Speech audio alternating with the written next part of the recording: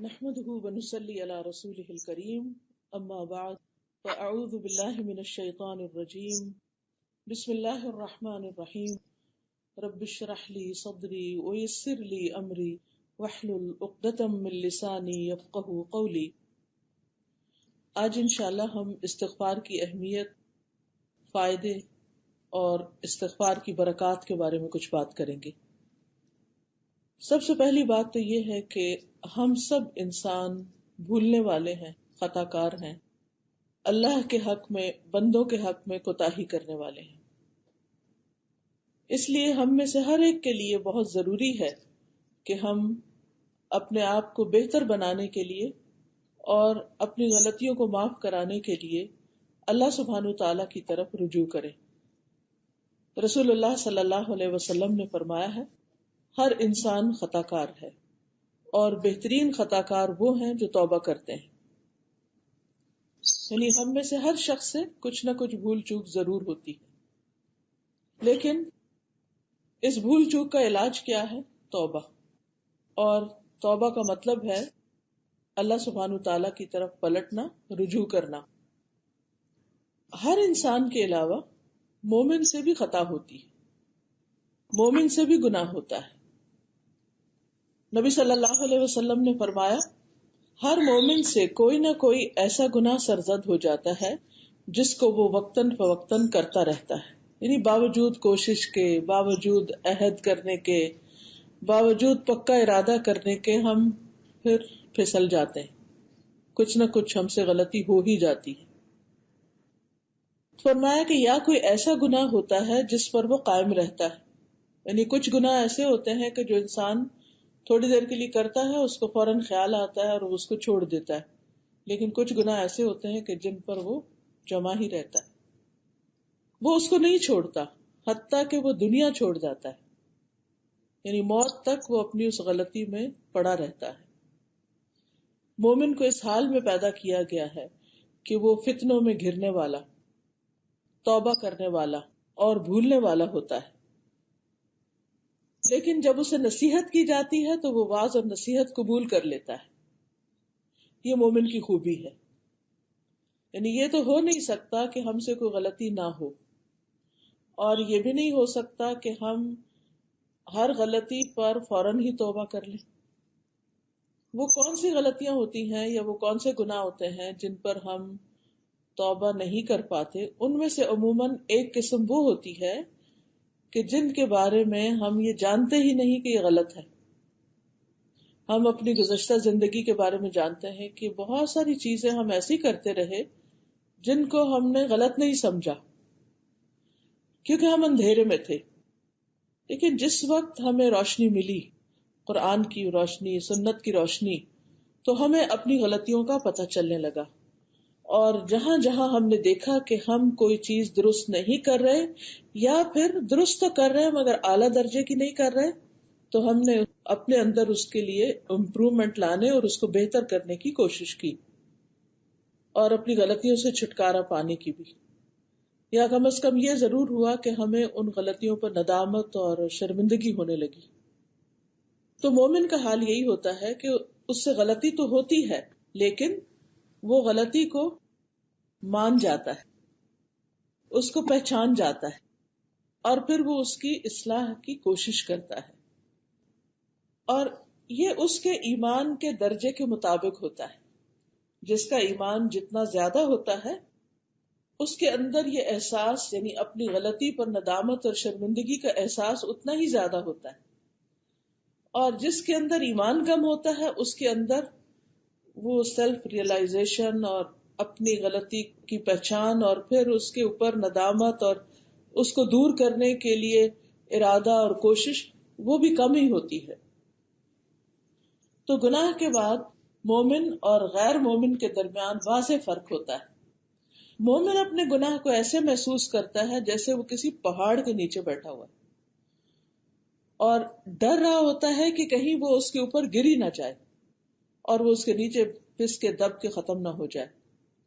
اور فاسق اور فاجر کا حال یہ ہوتا ہے کہ وہ اپنے گناہ کو مکھی کی طرح ہلکا سمجھتا ہے کہ وہ اس کے ناک کے پاس سے گزری اور اس نے اپنے ہاتھ سے یوں اس کو اشارے سے دور کر دیا، یعنی اس کو گناہ کی شدت کا احساس نہیں ہوتا، اس پر شرمندگی نہیں ہوتی، یعنی اس کو خیال ضرور آتا ہے کہ یہ غلط ہے، لیکن کوئی بس خیال آتا ہے اور چلا جاتا ہے، اس کے اندر سے ایک آواز اٹھتی ہے لیکن وہ اس کو دبا دیتا ہے اور اس کی پرواہ نہیں کرتا۔ لیکن مومن پریشان ہوتا ہے اور وہ توبہ کرنے کی طرف لپکتا ہے، کیونکہ اس کو یہ معلوم ہے کہ اس کا ایک رب ہے جو گناہوں کو معاف کرتا ہے، اور اسے غلطی کرنے کے بعد جو شرمندگی اور ندامت اور ایک گلٹ ہوتی ہے، اسے دور کرنے کے لیے وہ مدد چاہتا ہے، وہ اپنے رب کی طرف رجوع کرتا ہے، اور پھر وہ اس سے چھٹکارا پاتا ہے تاکہ وہ اس دنیا میں بھی سکون کی زندگی بسر کر سکے اور آخرت میں بھی اطمینان پائے۔ رسول اللہ صلی اللہ علیہ وسلم نے فرمایا، تم سے پہلے لوگوں میں سے ایک آدمی کا ذکر ہے کہ وہ ایک کھوپڑی کے پاس سے گزرا، یعنی جیسے کہیں سے گزر رہا تھا تو راستے میں ایک کھوپڑی نظر آئی کسی مرے ہوئے کی، اس نے اس کی طرف دیکھا اور اپنے آپ سے باتیں کرنے لگا۔ وہ باتیں کیا کر رہا تھا؟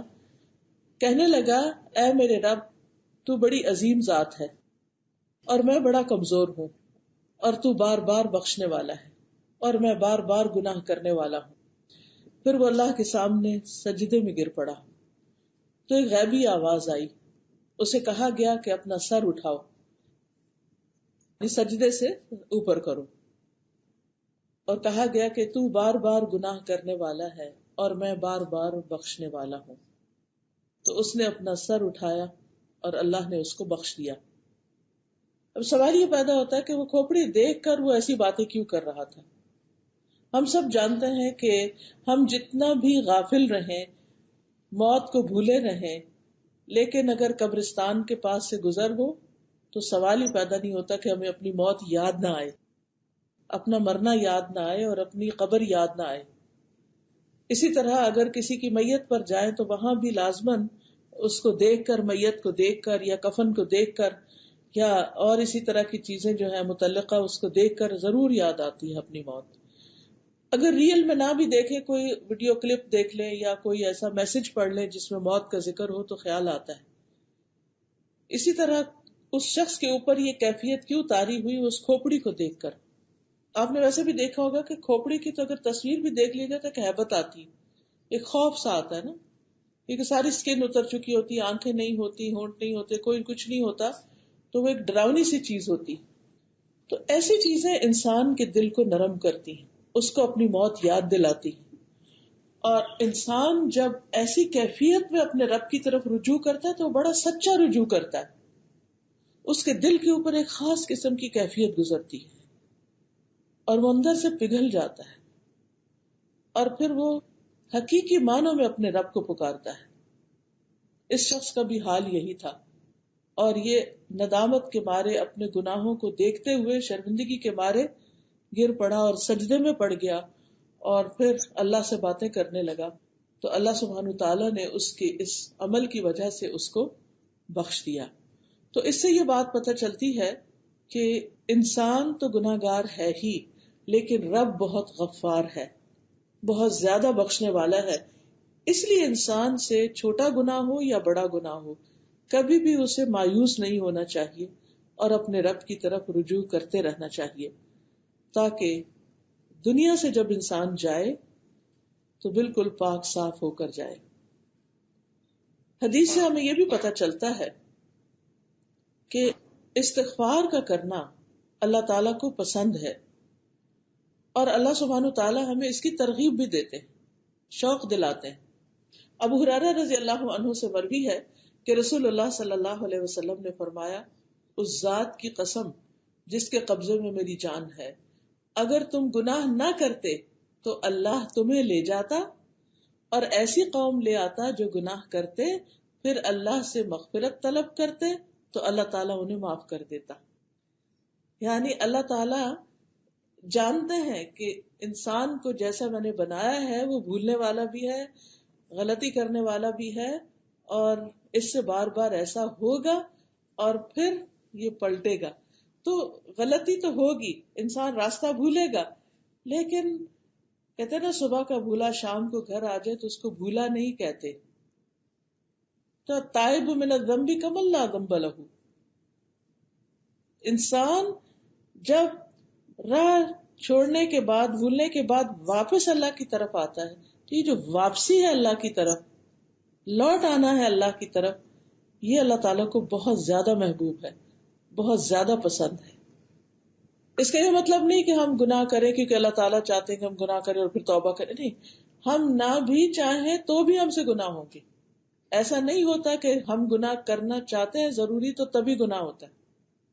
ہم نہیں بھی کرنا چاہتے تو ہم سے بعض اوقات ایسی مجبوری آ جاتی ہے کہ انسان پھسل ہی جاتا ہے, کچھ نہ کچھ اس کے اوپر ایسی چیز آ ہی جاتی ہے اور پھر وہ اپنے رب کی طرف رجوع کرتا ہے. بعض اوقات وہ کسی بھول میں ہوتا ہے, غفلت میں ہوتا ہے, بعض اوقات جہالت میں ہوتا ہے, بعض اوقات اس کا ماحول ایسا ہوتا ہے, بعض اوقات جاننے کے باوجود وہ چیزیں بھول جاتا ہے. تو یہ ساری چیزیں پھر انسان کو احساس ہونے پر اللہ سبحانہ تعالیٰ کی طرف مائل کرتی ہیں. اور کسی انسان کا یہ کہنا کہ I was wrong, میں غلط تھا, یہ میری غلطی ہے, یہ ایک بڑا مشکل کام ہوتا ہے. اور انسان جب اپنی اس مشکل پہ قابو پا لیتا ہے, اپنی غلطی کو مان لیتا ہے, تو یہ جو ماننا ہے اس کی وجہ سے پھر وہ اللہ تعالیٰ کے قریب ہو جاتا ہے. قرآن مجید میں اللہ تعالیٰ فرماتے ہیں افلا یتوبون الی اللہ ویستغفرونہ, کیا وہ اللہ کے حضور توبہ نہیں کریں گے اور اس سے بخشش نہیں مانگیں گے. واللہ غفور الرحیم, حالانکہ اللہ بخشنے والا اور رحم کرنے والا ہے. یعنی اللہ سبحانہ تعالیٰ اس بات کی دعوت دیتے ہیں کہ آؤ اور مجھ سے بخشش طلب کرو. ہم جتنے بھی انبیاء علیہ السلام ہیں ان کی زندگیوں کو دیکھتے ہیں تو ہمیں یہ نظر آتا ہے کہ وہ تمام انسانیت کے اعلیٰ درجے پر ہوتے ہوئے عام انسانوں سے, مومنوں سے بلند مقام رکھتے ہوئے بھی اپنے رب کی طرف رجوع کرتے ہیں اور ہر موقع پر رجوع کرتے ہیں. ہم سب جانتے ہیں کہ آدم علیہ السلام جو ہم سب کے باپ ہیں, ان سے جب بھول ہوئی تھی تو انہوں نے کیا کیا, انہوں نے فَتَلَقَّى آدَمُ مِن رَبِّهِ كَلِمَاتٍ فَتَابَ عَلَيْهِ إِنَّهُ هُوَ التَّوَّابُ الرَّحِيمُ. آدم علیہ السلام نے اپنے رب ہی سے کلمات سیکھے اور اللہ سے استغفار کی تو اللہ تعالیٰ ان کی طرف متوجہ ہوئے اور ان کو معاف کر دیا. اور اس میں انہوں نے کیا کہا, ربنا ظلمنا انفسنا وَإِن لَّمْ تَغْفِرْ لَنَا وَتَرْحَمْنَا لَنَكُونَنَّ مِنَ الْخَاسِرِينَ. تو اللہ سبحانہ تعالیٰ نے ان کی بخشش فرما دی, اللہ ان سے راضی ہو گیا. اس کے بعد ہم دیکھتے ہیں ابراہیم علیہ السلام کو جو اللہ کے دوست تھے. قرآن مجید میں آتا ہے وَاتَّخَذَ اللَّهُ إِبْرَاهِيمَ خَلِيلًا, اللہ تعالیٰ نے ابراہیم علیہ السلام کو اپنا دوست بنایا.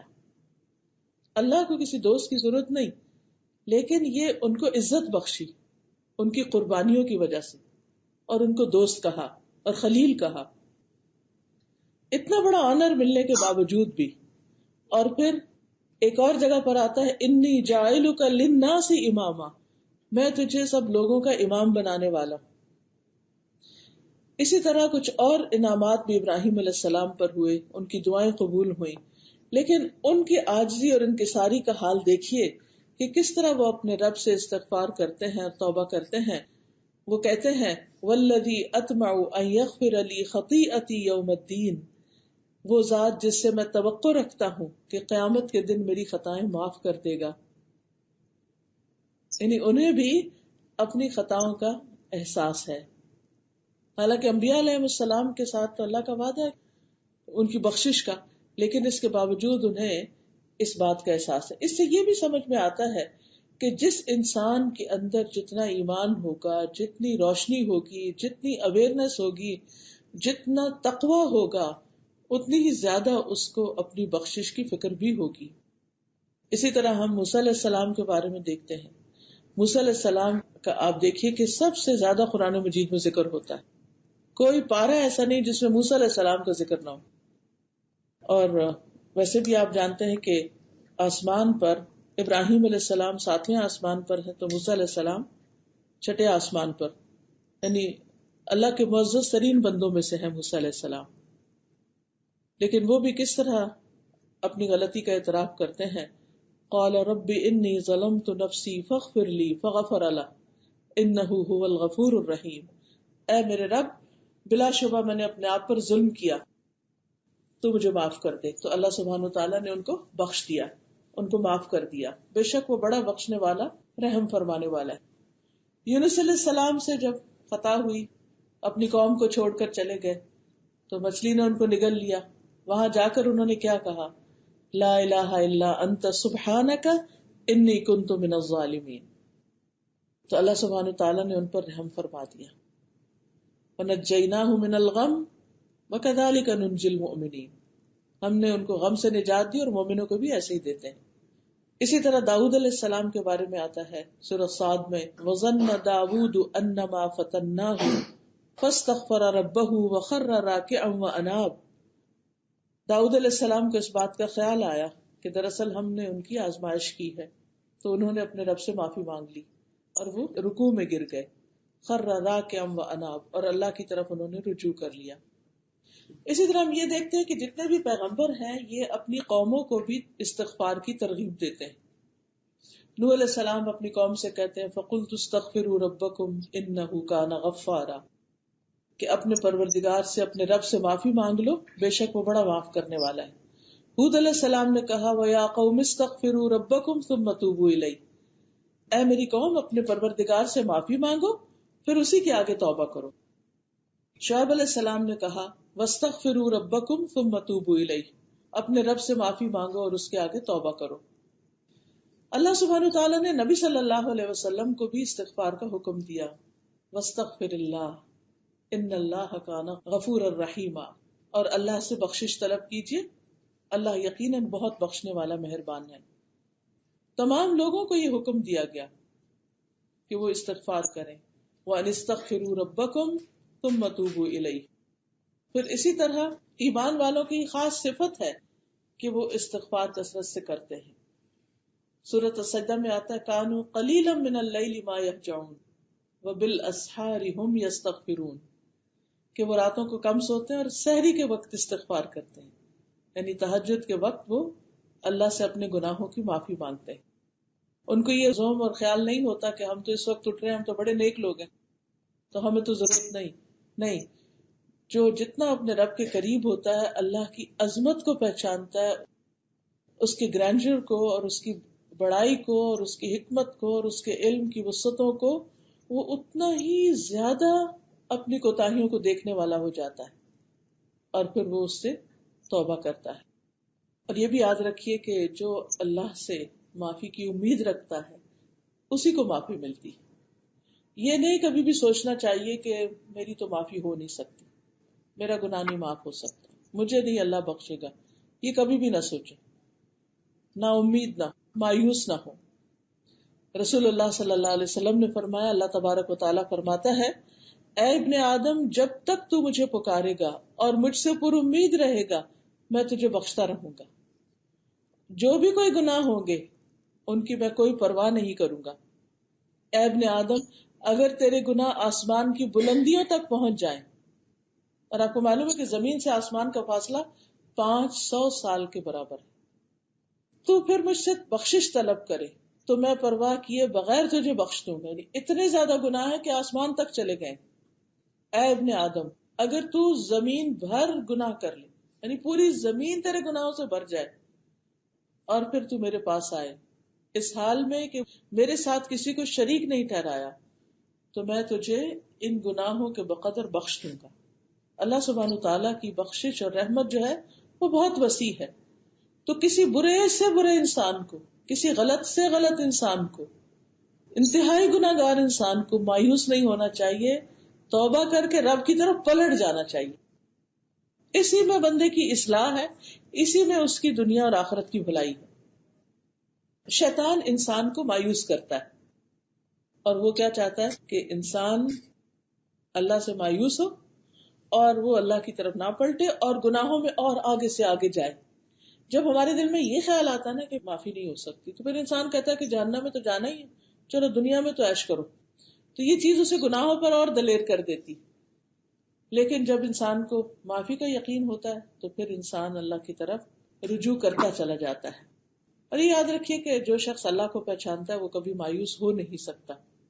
ابو ہریرہ کہتے ہیں میں نے نبی صلی اللہ علیہ وسلم کو فرماتے ہوئے سنا کہ ایک بندے نے بہت گناہ کیے اور کہا اے میرے رب میں تیرا ہی گناہگار بندہ ہوں تو مجھے بخش دے.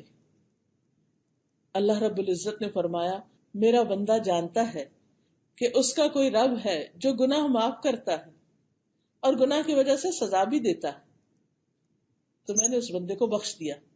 یعنی جو مجھ سے امید اور خوف کی حالت میں معافی مانگنے کے لیے آیا میں نے اس کو بخش دیا.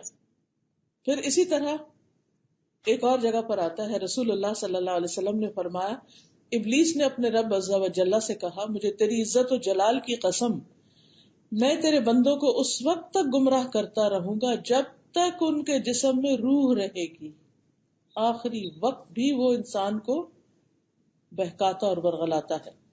اللہ عز و جل نے فرمایا کہ مجھے اپنی عزت و جلال کی قسم جب تک وہ مجھ سے معافی مانگتے رہیں گے میں بھی انہیں معاف کرتا رہوں گا. اس لیے انسان کو آخری وقت تک استغفار کرتے رہنا چاہیے. تو استغفار کے کچھ فائدے بھی ہیں. گناہوں کی معافی کے علاوہ سب سے پہلی بات یہ ہے کہ انسان کو پاک کرتا ہے، انسان کا بوجھ ہلکا کرتا ہے. گناہ کا اپنا ایک بوجھ ہوتا ہے جس کو وزر بھی کہتے ہیں نا. تو یہ جو بوجھ ہوتا ہے نا انسان کے دل دماغ پر حتیٰ کہ اس کے جسم کو بھی بوجھل بوجھل محسوس کرواتا ہے. انسان کوئی کام ایکٹیولی پوری نشاط کے ساتھ کر نہیں پاتا. جب اسے احساس ہو جائے اس کے اوپر ایک ڈپریشن سا آ جاتا ہے. تو غلطی تو انسان سے ہوتی ہے، اور اگر کوئی انٹینشنلی غلطی نہیں بھی کر رہا تو اللہ کے حق میں جو کمی ہو جاتی، ہمارے ذکر میں جو کمی ہو جاتی، ہمارے منہ سے بھول چوک کے جو الفاظ ایسے نکل جاتے ہیں، یہ ساری چیزیں جو ہیں یہ انسان کو اس بات کا پابند کرتی ہیں کہ وہ اللہ سبحانہ و تعالیٰ کی طرف رجوع کرے. تو پہلی بات یہ ہے کہ استغفار انسان کو پاک کرتی ہے. استغفار سے گناہوں کی بخشش ہو جاتی ہے. ابو ہریرہ کہتے ہیں رسول اللہ صلی اللہ علیہ وسلم نے فرمایا اللہ تبارک و تعالی ہر رات کو اس وقت آسمان دنیا پر آتے ہیں جب رات کا آخری تہائی حصہ رہ جاتا ہے، اور اللہ تعالیٰ فرماتا ہے کوئی جو مجھ سے دعا کرے تو میں اس کی دعا قبول کر لوں، ہے کوئی جو مجھ سے مانگے تو میں اسے دوں، ہے کوئی جو مجھ سے بخشش طلب کرے تو میں اس کو بخش دوں. یعنی اس وقت خاص طور پر پکار آتی ہے کہ انسان بخشش مانگ لے، لہذا وہ وقت اس کے لیے بہت ہی بہترین ہے. قرآن مجید میں آتا ہے وَمَن يَعْمَلْ سُوءًا أَوْ يَظْلِمْ نَفْسَهُ ثُمَّ يَسْتَغْفِرِ اللَّهَ يَجِدِ اللَّهَ غَفُورًا رَحِيمًا. جو شخص کوئی برا کام کر بیٹھے یا خود اپنے اوپر ظلم کر لے پھر اللہ سے بخشش طلب کرے تو اللہ تعالیٰ کو بہت بخشنے والا اور خوب رحم کرنے والا پائے گا. مومنوں کے بارے میں آتا ہے والذین اذا فعلوا فاحشة او ظلموا انفسهم ذکروا اللہ فاستغفروا لذنوبهم ومن یغفر الذنوب الا اللہ ولم یصروا علی ما فعلوا وهم یعلمون. ایسے لوگوں سے جب کوئی برا کام ہو جاتا ہے یا وہ اپنے آپ پر کچھ ظلم کر بیٹھتے ہیں تو انہیں فوراً اللہ یاد آ جاتا ہے اور وہ اپنے گناہوں کی معافی مانگنے لگتے ہیں. اور اللہ کے سوا کون ہے جو گناہ معاف کر سکے؟ اور وہ جانتے بوجھتے ہوئے اپنے گناہوں پر اصرار نہیں کرتے. یعنی جو ہی انہیں خیال آتا کہ میں نے غلط کیا تو فوراً اللہ کی طرف پلٹ آتے ہیں. دیر اینڈ ڈن، کسی وقت انتظار بھی نہیں کرتے. اور یہ وعدہ تو سب سے انسان کے لیے خوشی کا وعدہ ہے کہ التائب من الذنب کمن لا ذنب لہ، کہ گناہ سے توبہ کرنے والا ایسا ہے جیسے اس نے کبھی گناہ کیا ہی نہ ہو. دوسری بات یہ کہ استغفار جو وہ دلوں کی صفائی کا باعث بنتا ہے. انسان جب گناہ کرتا ہے تو دل پہ ایک سیاہ دھبا پڑتا ہے، پھر توبہ کر لے تو آئندہ کے لیے وہ اس سے باز ہو جاتا ہے، یعنی کہ اس سے ہٹ بھی جاتا ہے، اور استغفار کر لیتا ہے تو اس کا دل پھر سے چمک اٹھتا ہے. جب ہم بندوں کے ساتھ بھی کچھ زیادتی کرتے ہیں، کسی کو ہرٹ کر دیتے ہیں، کسی کو کچھ کہہ دیتے ہیں، تو پھر جب ہم ان سے معافی مانگ لیتے ہیں یا ان کے لیے معافی مانگ لیتے ہیں اللہ سے اور اپنے لیے، کیونکہ کچھ گناہ ایسے ہوتے ہیں کہ جب تک بندے معاف نہ کریں تو معاف ہو نہیں سکتے. لیکن اب مشکل یہ ہے کہ بندوں سے معافی مانگنا بعض اوقات بڑا مشکل ہو جاتا ہے. مثلا کسی کی غیبت کر لی یا کسی کے ساتھ کوئی ایسی زیادتی کر لی اور آپ اسے جا کے کہیں کہ تم مجھے معاف کر دو، میں تمہاری بہت غیبت کی، تو آپ دیکھیے کہ اگر وہ پہلے معاف کرنے والے بھی تو پکا ہی ہو جائے گا کہ اچھا تم نے میرے ساتھ یہ کیا، تو مشکل بات. تو ایسے میں انسان بجائے اس کے کہ وہ اس سے جا کے ذکر کر کے ایک اور فتنہ کھڑا کرے، تو بہتر یہ ہے کہ اس کے لیے بھی اللہ سے معافی مانگے کہ یا اللہ میں نے جو اس کے حق میں کمی کوتاہی کی ہے، اس کے عوض اس کے گناہوں کو معاف کر دے. تو اس سے انسان کے دل کا بوجھ ہٹ جاتا ہے، ورنہ گناہ ہمیشہ انسان کے لیے شرمندگی اور ندامت اور بوجھ کا سبب بنتا ہے. دوسرا فائدہ یہ ہے کہ انسان کو دنیا کی بھی برکتیں ملتی ہیں. گناہوں کا بوجھ تو ہٹتا ہے، دل صاف ہوتے ہیں، چمکتے ہیں، پاکیزگی کا ذریعہ بنتا ہے. یعنی جس طرح انسان نہا دھو کر جسم کو صاف کرتا ہے، اسی طرح استغفار کر کے اپنے باطن کو صاف کرتا ہے. اور اس کے ساتھ ساتھ یہ کہ دنیا کی برکتیں اس پر نازل ہونے لگتی ہیں. قرآن مجید سورۃ النمل میں آتا ہے لولا تستغفرون اللہ لعلکم ترحمون، تم اللہ سے بخشش کیوں نہیں طلب کرتے تاکہ تم پر رحم کیا جائے. اسی طرح اللہ تعالیٰ کی محبت ملتی ہے. ان اللہ یحب التوابین ویحب المتطہرین، بے شک اللہ خوب توبہ کرنے والوں سے محبت کرتا ہے اور پاک صاف رہنے والوں سے بھی محبت کرتا ہے. تو یہ تطہر جو ہے یہ جسمانی صفائی ہے، یعنی کہ انسان کی اپنے زائد بالوں سے صفائی، میل کچیل سے صفائی، ناخنوں وغیرہ کی، اور ہر طرح کی، دانتوں کی، یعنی اپنے کپڑوں کی، اپنے گھر کی، لباس کی، جگہ کی، یہ صفائی جو ہے یہ تطہر ہے، یہ ظاہری صفائی ہے. اور توبہ جو ہے یہ انسان کے باطن کی صفائی. تو جو یہ دونوں طرح کی صفائی اختیار کرے، ظاہری اور باطنی، ایسے لوگ اللہ تعالیٰ کے محبوب ہوتے ہیں. اسی طرح انسان کو کامیابیاں بھی ملتی ہیں. یعنی اگر کسی بھی پروجیکٹ میں، کسی بھی کام میں انسان کو نقصان ہو رہا ہے، پیچھے جا رہا ہے، تو اس کو چاہیے کہ خاص طور پر استغفار کرے. اللہ تعالیٰ فرماتے ہیں وَتُوبُوا إِلَى اللَّهِ جَمِيعًا أَيُّهَا الْمُؤْمِنُونَ لَعَلَّكُمْ تُفْلِحُونَ، تم سب اللہ کے حضور توبہ کرو اے مومنو تاکہ تم فلاح پاؤ، کامیاب ہو جاؤ. یعنی جہاں بھی انسان کو کوئی ناکامی ہو رہی ہے، کہیں وہ پیچھے رہ رہا ہے، کوئی مشکل آ رہی ہے، تو وہیں پر استغفار شروع کر دے. پھر اللہ کا وعدہ ہے کہ اللہ تعالیٰ ایسے بندوں کو، استغفار کرنے والوں کو دنیا کا بھی اچھا سامان عطا کرے گا. سورۃ ہود آیت 3 میں آتا ہے وَأَنِ اسْتَغْفِرُوا رَبَّكُمْ ثُمَّ تُوبُوا إِلَيْهِ يُمَتِّعْكُمْ مَتَاعًا حَسَنًا إِلَىٰ أَجَلٍ مُّسَمًّى وَيُؤْتِ كُلَّ ذِي فَضْلٍ فَضْلَهُ، اور یہ کہ تم لوگ اپنے رب سے اپنے گناہ معاف کراؤ، پھر اس کی طرف متوجہ رہو، تو تمہیں ایک مقرر وقت تک اچھا سامان زندگی دے گا. یہ سامان زندگی اس دنیا کا سامان، یعنی اگرچہ ہماری نظر آخرت پر ہونی چاہیے، لیکن دنیا میں رہنے کے لیے بھی انسان کو سامان دنیا چاہیے ہوتا ہے، اور اگر وہ صحیح ہو، درست ہو، تو اس سے زندگی آسان ہو جاتی ہے. اور اگر وہ نہ ہو تو انسان محتاج ہوتا ہے اور اس کے بہت سے کام رک جاتے ہیں. فرمایا یمتعکم متاعا حسنا الی اجل مسمى ویؤتی کل ذی فضل فضلہ، اور ہر زیادہ عمل کرنے والے کو زیادہ ثواب دے گا. ذی فضل سے مراد یہاں وہ لوگ جو زیادہ سے زیادہ اللہ کو راضی کرتے ہیں، اچھے اچھے کام کرتے ہیں، تو ان کا اجر اور زیادہ بڑھا دے گا. پھر اسی طرح رزق، مال اور اولاد میں برکتیں اور اس میں اضافہ. ہر دوسرا بندہ ان میں سے کسی نہ کسی چیز کے لیے پریشان ہے، یا تو رزق کے لیے یا رزق حلال کے لیے. اسی طرح اولاد کے لیے، اولاد نہیں ہے تب پریشانی، اولاد ہے تو اس کی تربیت کی پریشانی. پھر اسی طرح جو لوگ کھیتی باڑی وغیرہ کرتے ہیں اور اس طرح کے زراعت کے پیشے سے منسلک ہیں، تو انہیں اس اعتبار سے باغوں وغیرہ کی. تو اللہ تعالیٰ فرماتے سورۃ نوح میں فَقُلْتُ اسْتَغْفِرُوا رَبَّكُمْ إِنَّهُ كَانَ غَفَّارًا يُرْسِلِ السَّمَاءَ عَلَيْكُمْ مِدْرَارًا وَيُمْدِدْكُمْ بِأَمْوَالٍ وَبَنِينَ وَيَجْعَلْ لَكُمْ جَنَّاتٍ وَيَجْعَلْ لَكُمْ أَنْهَارًا. تو میں نے کہا اپنے رب سے معافی مانگ لو، یقیناً ہمیشہ سے بہت معاف کرنے والا ہے، وہ تم پر بہت برستی ہوئی بارش اتارے گا، اور وہ مالوں اور بیٹوں کے ساتھ تمہاری مدد کرے گا، اور تمہیں باغات عطا کرے گا، تمہارے لیے نہریں جاری کر دے گا. یعنی خوب وافر مقدار میں پانی بھی ملے گا. تو دنیاوی نعمتیں بھی، یعنی پانی ہوگا تو فصلیں اگیں گی تو مال آئے گا، اور ویسے بھی مال اور اولاد، یعنی ہر طرح کی گروتھ اور نشو نما اور بہتری اور بھلائی انسان کو نصیب ہوگی. تو اس لیے انسان کو شعوری طور پر استغفار کرنا چاہیے. پھر اسی طرح آپ دیکھیے کہ ہر گناہ جو ہوتا ہے وہ اپنے کچھ نتائج رکھتا ہے. یہ نہیں ہو سکتا کہ انسان گناہ کرے اور پھر یہ کہ کچھ نہیں ہوتا. ہم یہ سوچتے ہیں کچھ نہیں ہوتا، خیر ہے کوئی بات نہیں.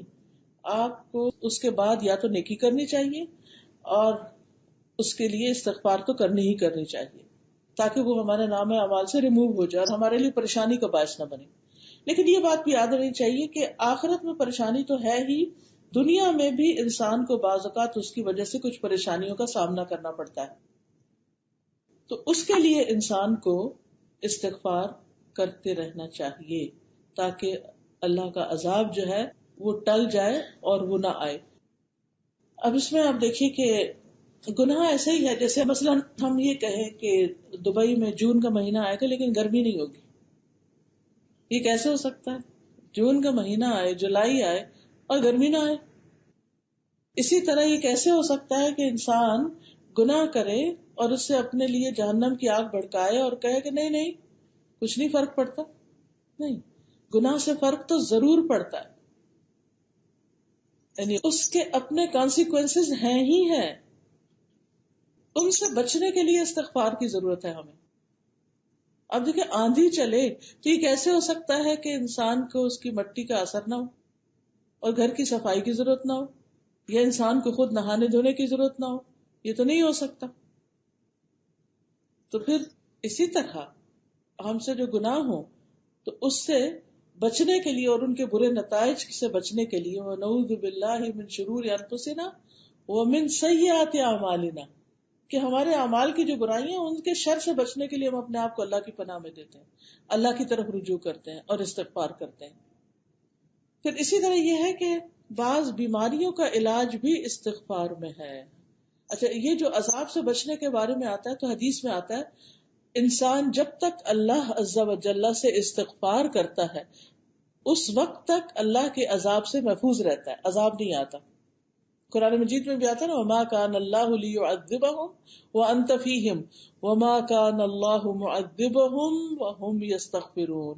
اللہ انہیں عذاب دینے والا نہیں جب تک وہ استغفار کرتے رہیں گے. یہ مشرکین کے بارے میں آیا کہ اللہ ان کو بھی عذاب نہیں دے گا اگر وہ استغفار کریں گے، یعنی ان کو تباہ نہیں کیا جائے گا. اسی پر ہم سب اپنے آپ کو بھی دیکھ لیں. پھر اسی طرح بیماریوں کا علاج، قتادہ کہتے ہیں کہ یہ قرآن تمہیں تمہاری بیماری اور علاج بتاتا ہے. گناہ بیماری ہے اور استغفار ان کا علاج ہے. بیماریاں دو طرح کی ہوتی ہیں نا، ایک جسمانی بیماریاں ہوتی ہیں اور ایک روحانی بیماریاں ہوتی ہیں. اور آج آپ دیکھیں دنیا میں جسمانی بیماریوں کی نسبت ذہنی، نفسیاتی اور روحانی بیماریاں کہیں زیادہ ہیں. ہر دوسرے گھر میں جادو کا مسئلہ ہے، ہر تیسرے شخص کو نظر کا مسئلہ ہے، کہیں کوئی شر ہے کہیں کوئی فساد ہے.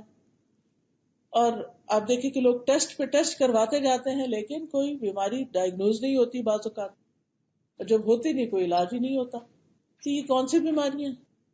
یہ عام طور پر اپنے ہی غفلت اور گناہوں کی بیماریاں ہوتی، اور ان سے نجات کے لیے ضروری ہے کہ انسان اللہ کی طرف رجوع کرے. آپ دیکھیں کہ جنات کی وجہ سے جنات یا شیاطین کو ہمارے اوپر حملہ آور ہونے کا موقع کب ملتا ہے؟ جب ہم اللہ کے ذکر سے، اپنی عبادت سے، طہارت سے غافل ہوتے ہیں تو وہ اٹیک کر دیتے ہیں. تو اس کا علاج کیا ہے کہ انسان پھر اللہ سے توبہ کرے، استغفار کرے اور اپنی عبادت زیادہ کر دے. یہ جو علاج بتاتے ہیں نا، اتنا دفعہ یہ وظیفہ پڑھ لو، یہ دعا پڑھ لو، یہ منزل پڑھ، یہ بھی دراصل کیا ہے کہ ایکسٹرا عبادت کرو. وہ ایکسٹرا عبادت کمپنسیٹ کرتی ہے اس کمی کو جو ہم پہلے کر چکے ہوتے ہیں. اسی طرح استغفار خاص طور پر سینے کی گھٹن اور تنگی دور کرتا ہے. ابن قیم کہتے ہیں کہ سینے کی گھٹن کے اسباب میں سے سب سے بڑا سبب اللہ سے اعراض کرنا ہے، منہ موڑنا ہے، اللہ کی طرف توجہ نہ کرنا، دل کو اللہ کے سوا کسی اور کے ساتھ جوڑ لینا اور اللہ کے ذکر سے غفلت کرنا ہے. تو جب انسان اللہ کا ذکر کرنے لگتا ہے، استغفار کرنے لگتا ہے تو تنگی دور ہو جاتی. اور وہ کہتے ہیں کہ ہمیشہ دل سے سچا استغفار نکلتا رہتا ہے اور دل کی تندرستی اور سلامتی کو لوٹا دیتا ہے. یعنی کبھی آپ کو محسوس ایسا ہوتا ہے نا کہ انسان کے اندر ایک خاص اطمینان اور سکون ہوتا ہے، پھر کوئی وقت ہوتا ہے کہ انسان کو کوئی بے چینی سی شروع ہو جاتی ہے، تو انسان کہتا ہے اللہ میری وہ کیفیت واپس آئے، یہ ہوا کیا، میں نے کیا کیا، کوئی گناہ ہی ہوا، یہ کوئی غلط کام ہوا، یہ کچھ نہ کچھ کمی ہوئی ہے. تو پھر انسان کیا کرتا ہے، توبہ کرنے لگتا ہے، استغفار کرنے لگتا ہے، تو اس کی وہ کیفیت واپس آ جاتی ہے. پھر اسی طرح جو توبہ کرتے ہیں، استغفار کرتے ہیں، انہیں فرشتوں کی دعائیں ملتی. نماز کے بعد جب انسان مصلی پہ بیٹھا ہوتا ہے تو جب تک اس کا وضو رہتا ہے اور ذکر کرتا ہے، اللہ تعالیٰ اس کے گناہ معاف کرتے ہیں، فرشتے اس کے لیے دعائیں کرتے ہیں. اسی طرح جو فرشتے عرش اٹھائے ہوئے ہیں وہ بھی ایمان والوں کے لیے دعائیں کرتے ہیں. وَيَسْتَغْفِرُونَ لِلَّذِينَ آمَنُوا رَبَّنَا وَسِعْتَ كُلَّ شَيْءٍ رَحْمَةً وَعِلْمًا فَاغْفِرْ لِلَّذِينَ تَابُوا. اللہ ان لوگوں کو بخش دے جو توبہ کرتے ہیں، وَاتَّبَعُوا سَبِيلَكَ، اور وہ تیرے راستے پر چلتے ہیں. پھر اسی طرح کچھ آخرت کے فائدے. جس شخص کے نامہ اعمال میں بہت استغفار ہوگا وہ اپنا نامہ اعمال دیکھ کے خوش ہو جائے گا. آپ نے فرمایا جس کو یہ بات پسند ہو کہ اس کا نامہ اعمال اسے خوش کر دے، یعنی اپنی بک آف ڈیڈ دیکھے اور خوش ہو جائے، تو اسے چاہیے کہ وہ استغفار کی کثرت کر دے تاکہ ہر خراب چیز اس میں سے مٹ جائے اور صاف ستھرا اعمال نامہ اس کو ملے. پھر اسی طرح جنت میں داخلے کا ذریعہ ہے. یا ایھا الذین آمنوا توبوا الی اللہ توبۃ نصوحا عسى ربکم ان یکفر عنکم سیئاتکم ویدخلکم جنات تجری من تحتها الانہار. اے ایمان والو، اللہ سے توبہ کرو، خالص توبہ. تمہارا رب قریب ہے کہ تم سے تمہاری برائیاں دور کر دے اور تمہیں ایسے باغوں میں داخل کرے جن کے نیچے نہریں بہتی ہیں. اسی طرح جہنم سے بچنے کا ذریعہ ہے. رسول اللہ صلی اللہ علیہ وسلم نے فرمایا اے عورتوں کے گروہ، صدقہ کرتی رہا کرو اور کثرت سے استغفار کرو، کیونکہ میں نے دوزخ میں جانے والوں میں سے زیادہ تر عورتوں کو دیکھا ہے. تو اس میں بھی یعنی ہم خواتین خاص طور پر اپنے برے انجام سے کیسے بچ سکتے ہیں؟ صدقہ اور استغفار. اور استغفار جو ہے وہ یہ نہیں کہ کوئی خاص کسی وقت پر ہی کیا جائے تو کیا جائے، نہیں، جب غلطی ہو، احساس ہو، دیر اینڈ دن کر لیا جائے. دن میں کسی بھی وقت کیا جا سکتا ہے. نبی صلی اللہ علیہ وسلم ایک دن میں 70 سے زیادہ بار استغفار کرتے تھے. ایک اور روایت میں 100 کا لفظ آتا ہے. پھر اسی طرح ہم دیکھتے ہیں کہ جب ہمارے دن رات کے کام ہوتے ہیں اس میں کئی دفعہ ہم استغفار کرتے ہیں. جیسے نماز شروع کرتے ہیں اور اس میں جو دعائیں ہیں اس میں بھی استغفار کا ذکر آتا ہے. رکوع میں استغفار آتا ہے، اللہم اغفر لی ذنبی کلہ دقہ و جلہ اولہ و آخرہ علانیتہ و سرہ. دو سجدوں کے بیچ میں نبی صلی اللہ علیہ وسلم پڑھتے تھے رب اغفر لی رب اغفر لی. پھر اسی طرح اللہم اغفر لی وارحمنی واہدنی وعافنی. پھر تشہد میں، پھر سلام پھیرنے کے بعد، سلام سے پہلے کی جو دعا ہے رب انی ظلمت نفسی، پھر کسی مجلس میں بیٹھ کر استغفار کرنا. پھر نیکی کے کاموں کے بعد بھی، جیسے نماز کے بعد ہم کیا کرتے، سلام پھیر کر استغفر اللہ استغفر اللہ استغفر اللہ.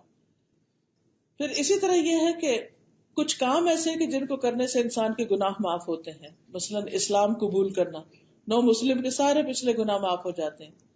اچھی طرح وضو کرنا، فرض نماز کی ادائیگی، جمعہ کی نماز کی ادائیگی، تہجد کی ادائیگی، توبہ کی نماز پڑھنا خاص طور پر، عمرہ کرنا، حج کرنا، حجر اسود اور رکن یمانی کو چھونا، صدقہ کرنا، مجالس ذکر میں شرکت، اچھی مجلسوں میں شرکت.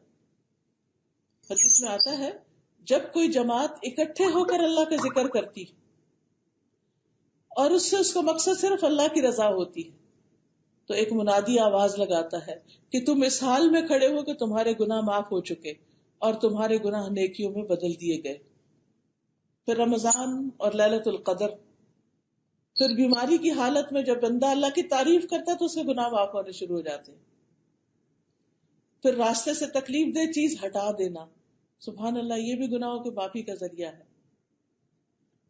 پھر نماز کے لیے پیدل چل کے جانا اچھی طرح وضو کرنے کے بعد، ایک نماز کے بعد دوسری نماز کا انتظار کرنا، یہ انتظار کرنا ایک طرح سے استغفار ہے خاموش.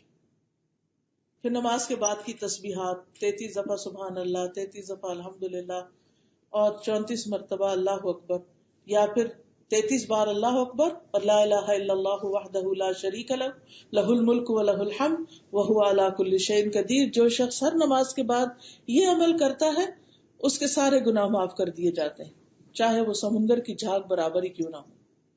اسی طرح دن میں 100 بار سبحان اللہ و بحمدہ پڑھنا، پھر اسی طرح لا الہ الا اللہ واللہ اکبر والحمد للہ وسبحان اللہ ولا حول ولا قوۃ الا باللہ پڑھنا. تو یہ بھی پڑھنا جو ہے یہ انسان کے گناہوں کو معاف کرنے کا ذریعہ ہے. پھر استغفار کے جتنے بھی ورژن ہیں، میرے خیال ہے آپ کارڈ لائی ہیں استغفار کے، یہ پنک کارڈ ہیں، ان میں قرآن کی آیات اور احادیث کے ذریعے جو استغفار کی دعائیں ہمیں ملتی ہیں ان کا ذکر ہے اس میں.